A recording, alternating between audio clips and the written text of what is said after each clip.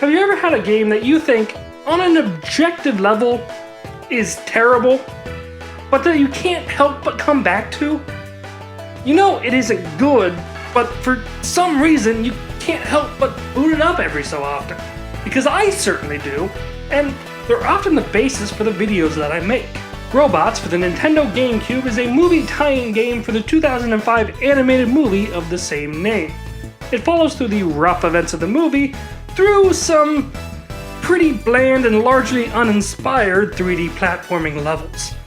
It really isn't a terrible game, truth be told, but it really doesn't do much to stand out either. Yet, after making a video on it last year, I find myself wanting to play it again. It's a pretty short game and it's easy to pick up, which does make it pretty replayable, but it really just isn't anything to write home about. Probably the game that I have this experience with the most is Yu-Gi-Oh! The False-Bound Kingdom. I'm a huge fan of the card game, and one would expect any game with the Yu-Gi-Oh! Title to simply be a simulator for that card game. But False-Bound Kingdom is anything but. It is actually a real-time strategy game mixed with a turn-based RPG. You assemble teams of monsters from the card game and you move them around a battlefield. And when two groups of monsters meet up, you get thrown into a battle. And it's just so bad. The AI is far too stupid to actually have a good strategic battle with.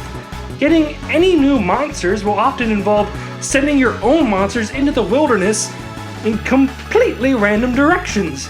You can't even replay levels if you miss any of these secret monsters either.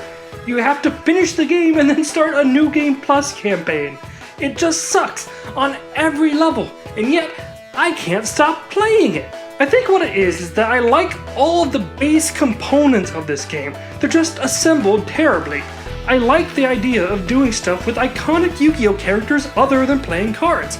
I like the idea of mixing RTS and RPG gameplay.